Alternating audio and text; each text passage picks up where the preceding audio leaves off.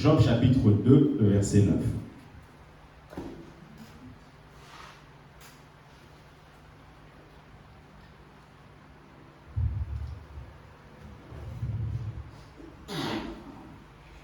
Le verset 9 de Job chapitre 2, la Bible dit, sa femme lui dit, tu demeures ferme dans ton intégrité, maudit Dieu et meurs. Sa femme lui dit, tu demeures ferme dans ton intégrité, maudit Dieu et meurs. Amen. Alors, je vais nous partager sur ce thème les transactions. Aujourd'hui, je vais essayer d'introduire et dimanche prochain, nous allons aller encore beaucoup plus en profondeur. Quelqu'un peut dire Amen. Amen. Alors, lorsqu'on parle des transactions, vous pouvez noter par définition, tout dépend de quel domaine vous êtes en train de regarder ce mot. En droit, la transaction, c'est un contrat où chacun renonce à une partie de ses prétentions. En droit, c'est un contrat où chacun renonce à une partie de ses prétentions. Et quand on parle de prétention, c'est simplement une revendication ou une exigence. Donc, en droit, c'est lorsque chacun renonce à une partie de ses prétentions. Et en économie, une transaction, c'est un contrat, comme en droit, mais entre un acheteur et un vendeur. Entre quelqu'un qui achète et l'autre qui vend. C'est donc la rencontre entre l'offre et la demande. Vous avez quelqu'un qui demande et vous en avez un autre qui offre. Par exemple, lorsque quelqu'un vend des téléphones, celui qui vend le téléphone, il est en train d'offrir, c'est l'offre des téléphones. Il est en train de proposer des téléphones. Et celui qui achète, c'est celui qui demande. C'est ainsi qu'en économie, il y a ce qu'on appelle le point d'équilibre. Le point d'équilibre, c'est lorsque vous avez la demande qui se rencontre avec l'offre. C'est ce qu'on appelle le point d'équilibre. Mais vous allez vous rendre compte qu'il n'y a pas que le marché des biens et des services. Vous avez plusieurs autres marchés. Vous avez par exemple ce qu'on appelle le marché, le marché du travail, là où les gens vont chercher des emplois. Vous avez aussi ce qu'on appelle des marchés qui offrent tout ce qui est lié aux emprunts. On appelle ça les marchés des capitaux. Maintenant, dans le marché des biens et des services, les gens offrent des biens et d'autres demandent des biens. Et vous allez voir, ce qui régule ce marché, c'est le prix. Il y a un prix qui est fixé pour que l'échange puisse se passer. Donc, quand on parle d'une transaction, il y a toujours un prix. Il y a toujours un prix. Et vous allez voir que le marché du travail, par exemple, c'est différent du marché des biens et des services. Pourquoi? Parce que quand vous cherchez du travail, en fait, on dit généralement vous cherchez du travail. Ce n'est pas ça qu'il faut vraiment dire. En fait, vous ne cherchez pas du travail. Vous, en tant que salarié, vous proposez votre force de travail. Parce que derrière le travail, on voit la force, non seulement physique, mais aussi intellectuelle. Donc, c'est vous qui proposez votre force de travail. Et ensuite, l'employeur, celui qui a sa société, c'est lui qui demande la force du travail.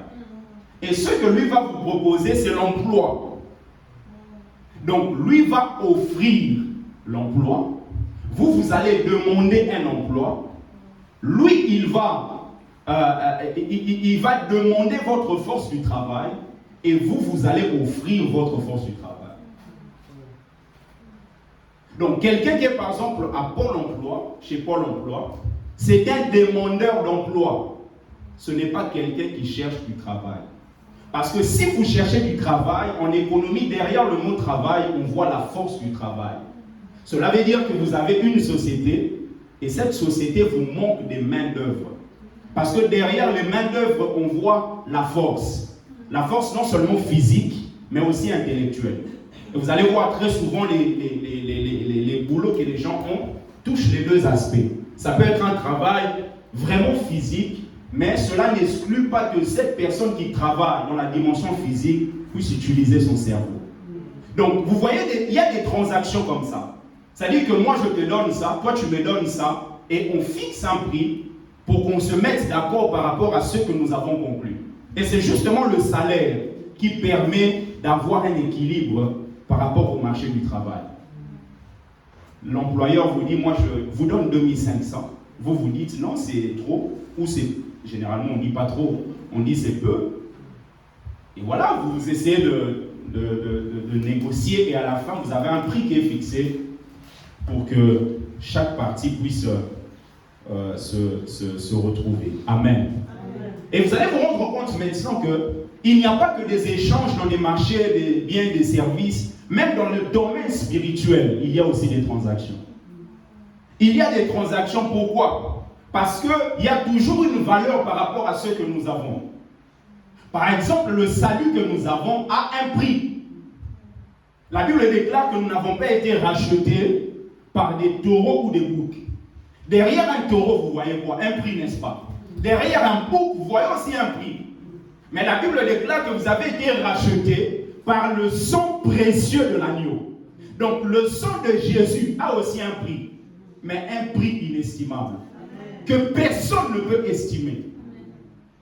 Donc il y a des transactions comme ça dans le monde spirituel.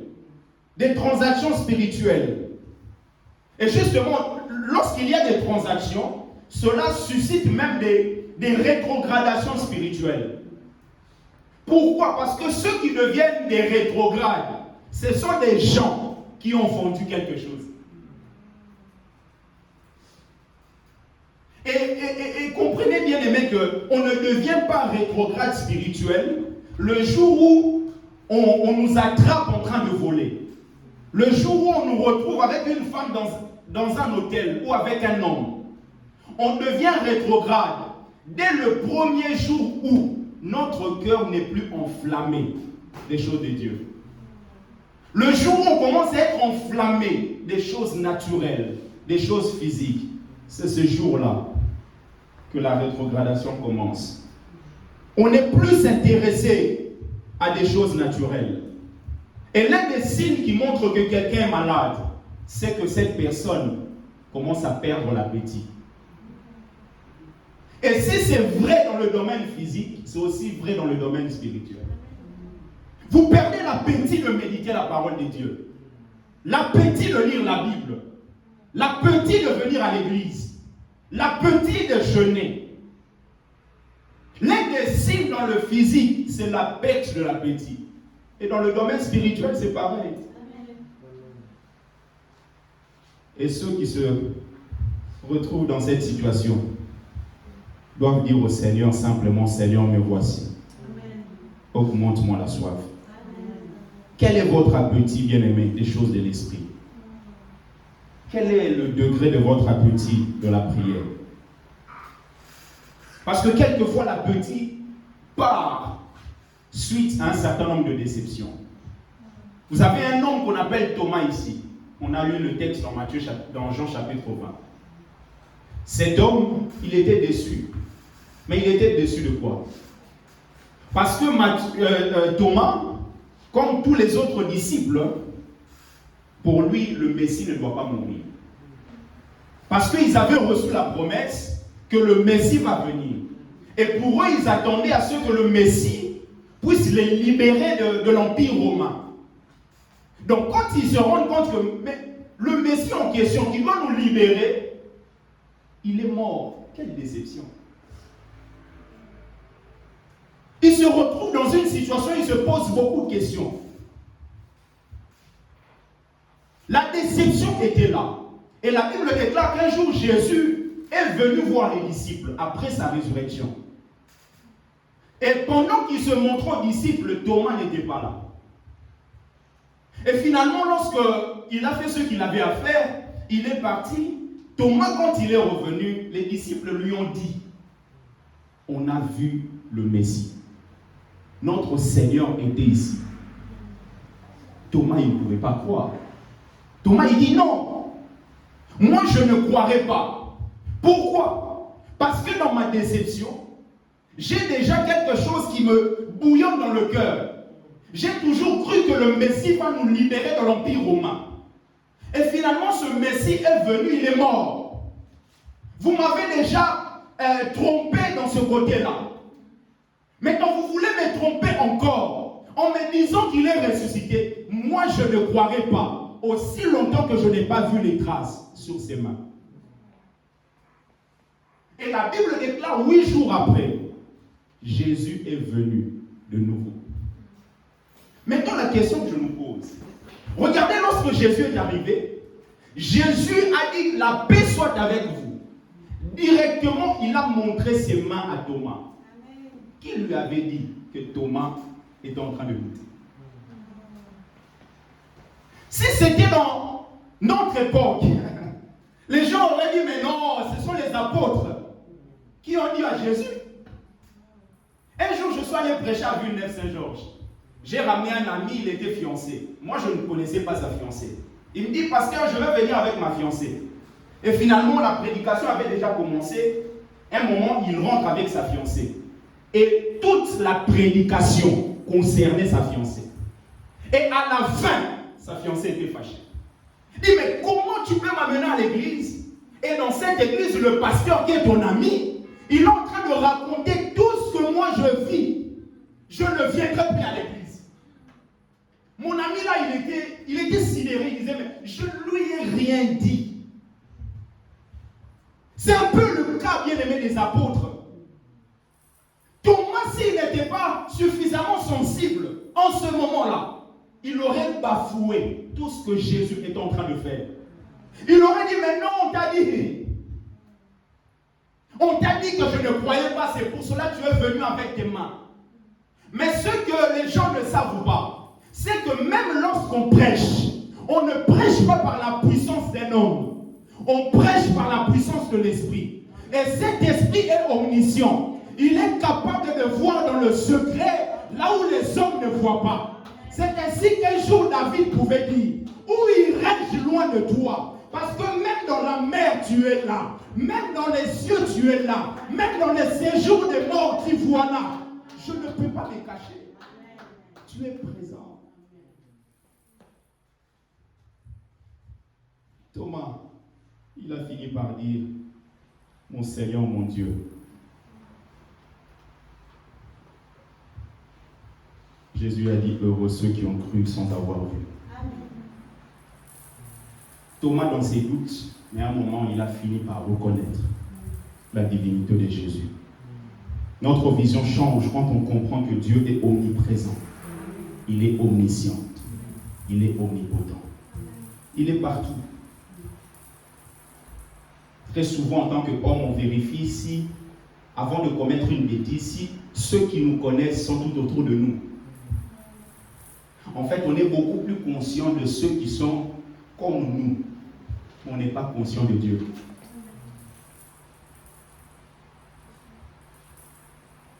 Vous verrez quelqu'un en train d'aller avec le mari d'autrui dans un hôtel, il vérifie. Mais quand tu vérifies, Dieu te voit. Même à la maison, vous voyez les enfants, il veut aller. Je me rappelle, j'allais déjà à l'église, mais un jour, les amis avaient proposé d'aller faire quelque chose et il fallait de l'argent. Et j'avais compris que comme j'avais fait plusieurs bêtises avant, mes parents allaient refuser. Je vais doucement dans le sac de ma maman. Mais avant de prendre, je regarde d'abord à gauche, à droite. Mais c'est que j'oublie, le Dieu du ciel, il voit. Bien aimé, Dieu voit. Omniscient, il connaît tout. Il connaît tout. Sa présence est là. Et quand on parle de la présence de Dieu, il y a deux types de présence. Vous avez premièrement la présence de Dieu qui est partout. C'est l'omniprésence de Dieu. Même dans le cimetière, Dieu est là. Même dans les loges maçonniques ou sataniques, Dieu est là. Dieu est partout. Mais il n'y a pas que cette présence. Il y a une deuxième présence. Ce qu'on appelle la présence manifeste de Dieu. C'est-à-dire que Dieu peut être partout, mais il ne se manifeste pas partout. Dieu est partout, même dans le cimetière, mais il ne se manifeste pas partout. Et la deuxième présence, c'est ce que nous, les enfants de Dieu, nous vivons. La présence manifestée de Dieu. Un païen peut être dans une boîte, et dans cette boîte, Dieu est là. Dieu n'est pas absent. Quelquefois, deux fois, notre cerveau bloque. On dit, boîte, Dieu. Lui, il est saint dans un lieu. Non. Ça, c'est la présence, omniprésence de Dieu. Il est partout à la fois. Mais le fait d'être partout à la fois ne signifie pas qu'il se manifeste partout. Donc, les transactions dans le domaine spirituel. On nous parle de Balaam, bien-aimé, pour nous dire l'essentiel du message. Balaam est le type de faux prophète, de quelqu'un qui est faux à l'intérieur. Combien tout autour de nous, nous sommes entourés des hommes qui sont faux à l'intérieur d'eux. Balaam prononce le nom de Dieu, mais au-dedans de lui, il y a la fausseté. Et quelquefois, nous sommes tellement conscients du fait qu'il y a des faux docteurs, des faux prophètes. Mais ce que nous oublions des fois, il y a aussi des faux frères et des fausses sœurs. Quand vous lisez le livre de Galates chapitre 2, le verset 3 et le verset 4. Galates chapitre 2, le verset 3 et 4. L'apôtre Paul dit, mais Tite, qui était avec moi et qui était grec, ne fut pas même contraint de se faire circoncis. Et cela à cause des faux frères qui s'étaient furtivement introduits et glissés parmi nous. Pour épier la liberté que nous avons en Jésus-Christ avec l'intention de nous asservir. Donc il n'y a pas que des faux pasteurs, il n'y a pas que des faux prophètes, il y a aussi des faux frères, il y a aussi des fausses sœurs. Il y a des gens qui ont l'apparence d'une brebis, mais à l'intérieur, ce sont des loups. Balaam, c'est l'image de ce faux prophète. À l'intérieur de lui, il n'était pas vrai. Cet homme a reçu une proposition. La Bible déclare que le roi de Balak, Balak est venu le voir. Balak lui propose, lui dit, viens maudire un peuple qui est beaucoup plus puissant que moi. Il dit, viens maudire. Une proposition devant le Balaam. Pourquoi? Parce que dans la vie, nous ferons face à des propositions.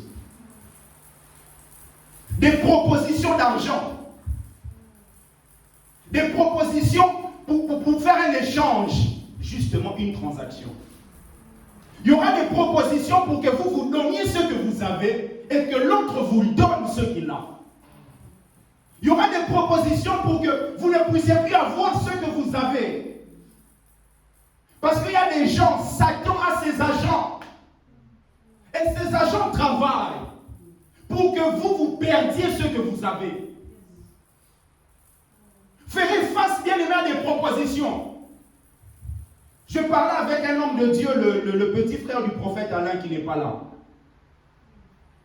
Il m'a dit, pasteur, un jour, il y a des hommes qui sont venus à l'église. Ils étaient au nombre de 3 ou 4. Costume, cravate, bien habillés. Ils sont entrés. Quand vous les voyez, vous avez l'impression que ce sont des frères. Mais à la fin du culte, ils sont venus voir le pasteur. Pour lui dire, vous êtes en train de souffrir par rapport même au paiement de la salle.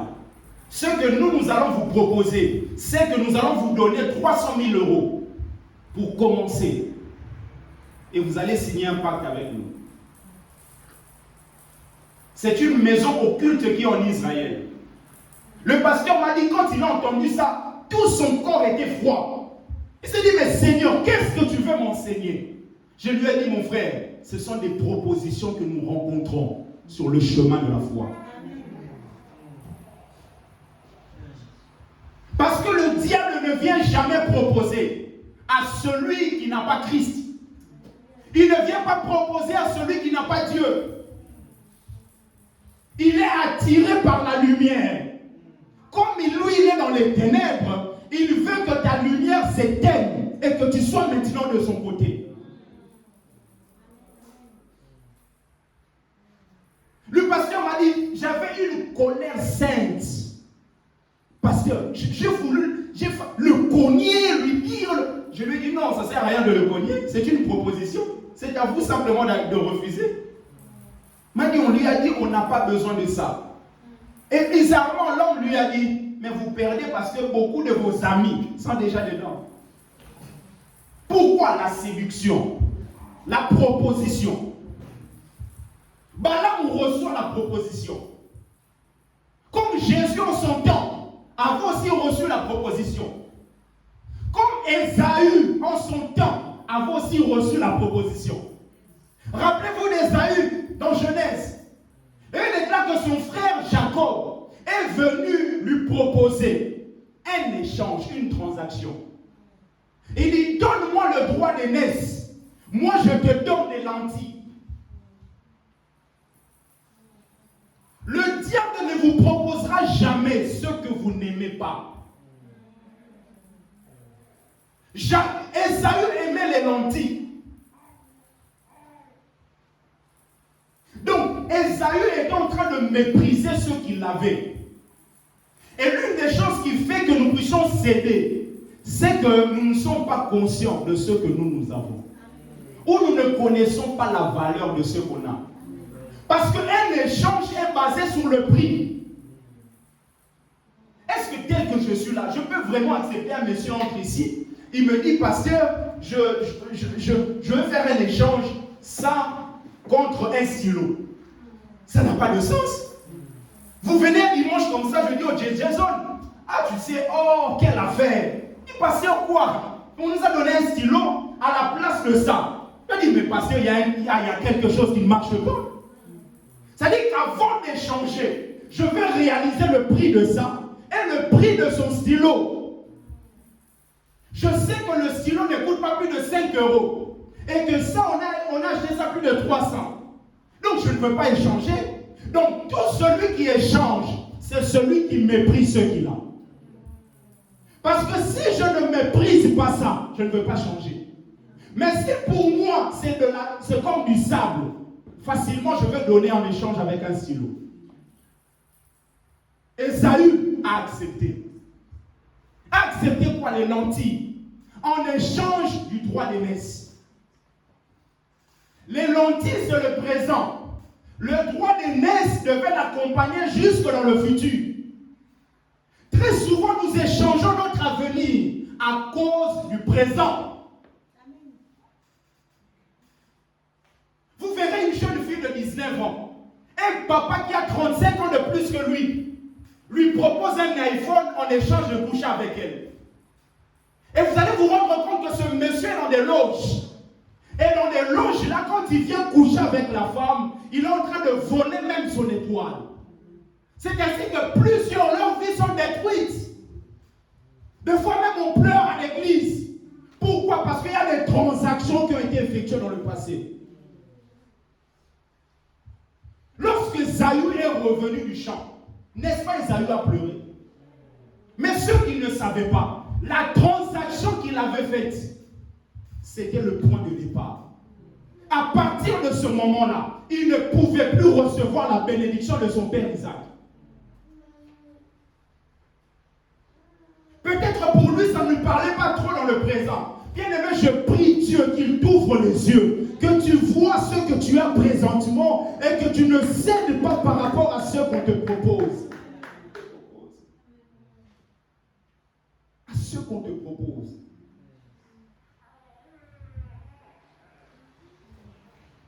Un jour, il y avait une sœur. C'est la sœur d'un frère qui est évangéliste. La sœur était malade. Et finalement, la maman de la sœur a rencontré un prophète qui est à Kinshasa. Et le prophète leur a dit, moi je vais vous envoyer quelque chose. Et en échange, vous allez m'envoyer, soit vous achetez un bouc ici, ou soit vous envoyez l'argent, moi je vais acheter le bouc, le prix du bouc. Ils ont envoyé le prix du bouc. Le prophète leur avait envoyé quelque chose en échange. Bien aimé, une fois que l'argent a touché les mains de cet homme, la sœur ici est décédée. Parce que dans la dimension spirituelle, c'était un échange. Moi, je vous donne ça, vous donnez votre fille derrière le bouc. Et quand la fille est décédée, les gens pleuraient. Les mamans pleuraient, les mamans pleuraient. Pourquoi? Parce que les gens ne sont pas suffisamment éclairés. Suffisamment éclairés. Il y a des transactions spirituelles. Parce que le diable ne veut pas que tu bénéficies de ce que tu as. Que tu continues à avoir ce que tu as. Ils sont conscients du fait que Dieu continue toujours à aimer l'homme, malgré le fait que l'homme a péché. Lorsque Lucifer a péché, il est devenu Satan. C'est ainsi que je vous ai dit la fois passée, Dieu n'a jamais créé Satan. Dieu a créé Lucifer qui est un chérubin protecteur. Mais ce Lucifer, à cause de son orgueil, il a voulu dépasser Dieu. C'est là qu'il est devenu Satan, l'adversaire. Il a été précipité sur la terre. Et la Bible déclare que lorsqu'il est descendu avec plusieurs anges. Ces anges-là ont péché. Mais ces anges-là ne pourront plus jamais se convertir. C'est ainsi qu'ils ont la rage quand ils voient un être humain marcher avec Dieu. Parce que malgré le fait que Adam avait péché, il y avait un plan de la rédemption. Jésus, la Bible déclare, avant la fondation du monde, il s'était donné. Donc il y avait un plan par rapport à l'homme, mais pas un plan par rapport aux anges. C'est ainsi qu'il y a une colère. Et au-dessus de ces anges, vous avez Satan, qui ne veut pas, Jason, que tu ailles de l'avant. Il ne veut pas que tu progresses. C'est ainsi qu'il viendra avec des transactions pour te proposer à gauche, te proposer à droite. Je prie au nom de Jésus, tu ne céderas pas à Yahweh. Il propose. Ésaü a cédé. Il a vendu le droit d'aînesse. Il a méprisé ce que Dieu lui avait donné. Parce que le droit d'aînesse n'est pas le fruit d'un homme. Aucun homme ne peut décider que Jason soit le nez de sa famille. Donc le fait que tu es le nez de la famille, c'est un don de Dieu. Maintenant, si tu méprises ça, tu ne méprises pas juste ça, tu méprises celui qui te l'a donné. Donc Ésaü, quand il méprise le droit d'aînesse, il méprise Dieu. Et quand vous méprisez Dieu, vous ne pouvez pas prospérer. Je prie Dieu que nous ne puissions jamais mépriser l'Éternel. Il y a un autre homme, surtout sur la terre, on appelle Jésus. Lui aussi, il a été tenté. Il a reçu des propositions. Là, il déclare dans Matthieu chapitre 4, le diable est venu le voir, le tenter. Proposer des transactions. Lui dire, si seulement tu te prosternes devant moi, moi là, je te donnerai tout ce que tu vois. Donc, il y a une proposition. Il met une transaction devant de lui. Il dit, tout ce que tu vois, c'est à moi. Si seulement tu te prosternes. Heureusement, Jésus connaissait sa valeur. Et il connaissait la valeur de l'adoration. Il dit, l'adoration coûte beaucoup plus cher que tout ce qu'il y a dans le monde. Je ne veux pas me prosterner. C'est ainsi que plusieurs jeunes aujourd'hui sont trompés. Parce que le diable vient avec des mots rusés. Pour leur dire, mais ça, juste de prosterner. Tu as des milliards, toi tu refuses. Ta famille là, qui a déjà acheté une maison de plus de 5 000 euros. Maintenant, quand on te propose 400 000 juste en te prosternant, et tu refuses. Bien aimé, comprends la valeur de l'adoration. Tu ne céderas pas. Jésus a dit, il est aussi écrit. Tu ne te prosterneras que devant ton Dieu. Pas devant Satan. Pas devant l'ennemi. Je ne fléchirai pas mes genoux. Je n'accomplirai pas cette transaction. Je ne vendrai pas mes parents. Beaucoup pleurent aujourd'hui. À cause d'argent, ils ont vendu leur famille. Ils ont vendu leurs propres enfants. Ils ont vendu leurs parents. Beaucoup pleurent. Oh non, mais quand j'étais parti, on m'avait juste dit, il faut ramener les œufs du poulet. Et quand j'ai ramené les œufs du poulet, moi je ne savais pas que c'était... Mais le diable te ramène des mots pour que tu sois dans la distraction et afin que tu puisses signer. Parce que lorsque tu signes, c'est fini. Et demain, tu vas regretter. Tu vas regretter. Combien d'hommes ont sacrifié leurs femmes? Vous allez voir la pauvre dame qui ne prie pas, qui est là.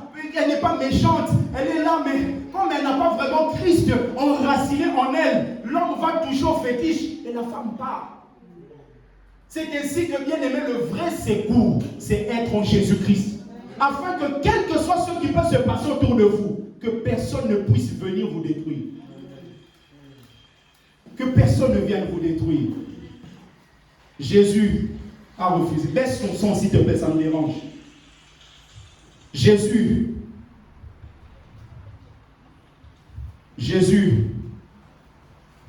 n'a pas cédé. Pourquoi Jésus a refusé? Mais Ésaü a cédé. Premièrement, parce que Jésus considérait ceux qu'il avait et ceux qu'il était. Plusieurs cèdent parce qu'ils méprisent ceux qu'ils sont. Comme j'ai dit tout à l'heure, vous verrez une jeune fille avec un papa de plus de 40 ans en échange d'une voiture. Elle méprise la communion avec Dieu. Vous verrez un jeune homme sortir de l'université, on lui propose. Combien de fois ne sont-ils pas venus à l'université là où j'étais à la Sorbonne? Ils viennent avec des paroles succulentes. Dire, mais vous êtes l'élite de la France. Vous êtes très intelligent comme garçon. Vous êtes là avec des amis juste pour vous propulser. Vous poussez à aller un peu plus loin. Parce que très souvent, ils ne cherchent pas des gens qui ne sont pas intelligents. Hein. Ils cherchent des gens qui sont intelligents pour utiliser cette intelligence maintenant dans le mal. C'est ainsi qu'un sorcier intelligent, il est très dangereux. Parce qu'il y a son intelligence, il y a la sorcellerie. Il dit, mais c'est rien, on va juste te propulser. Juste le mot propulser là, il faut refuser. Pourquoi? Parce que lorsque Jésus était tenté, Jésus n'a jamais accepté de retrouver la provision en dehors de son Père. Parce que propulser, cela veut dire votre provision viendra d'eux. Mais quand vous refusez, vous dites à Dieu, moi ma seule provision c'est toi. Qu'il pleuve, qu'il neige, je reste attaché à toi. Ça peut être dur, mais je resterai là. Jésus, deuxièmement, ne voyait pas que le présent, mais il voyait aussi le futur. Il voyait le futur, son nom élevé au-dessus de tout nom. Jésus a dit non. Avoir tout ça là, ça ne sert à rien. Demain, je vais recevoir le nom qui est élevé au-dessus de tout nom. Maman, la voie que tu veux suivre, quel est l'avenir de cette voie? La relation que tu as, à quoi comme avenir? Les amis que tu as, quel est l'avenir de cette amitié? Jésus voyait le futur. Il ne voyait pas que le présent. C'est ainsi que ne soyons pas des coqs qui ne voient que ce qu'il y a devant eux. Soyons des aigles qui voient loin. Voyons loin. Voyons combien est-ce que quand tu vas céder, toute ta famille va vivre la honte. Vois comment est-ce que toute ta famille va être bien aimée dans le mépris. Comment tu vas détruire la vie de tes enfants. Parce que sur ces voies-là, quelquefois, ça devient un chemin sans retour. Vous êtes tellement ancrés dedans, on vous dit, soit vous continuez ou soit vous mourrez. Et ce que j'aime au-delà de tout, il y a toujours la possibilité de venir à Jésus. Toujours.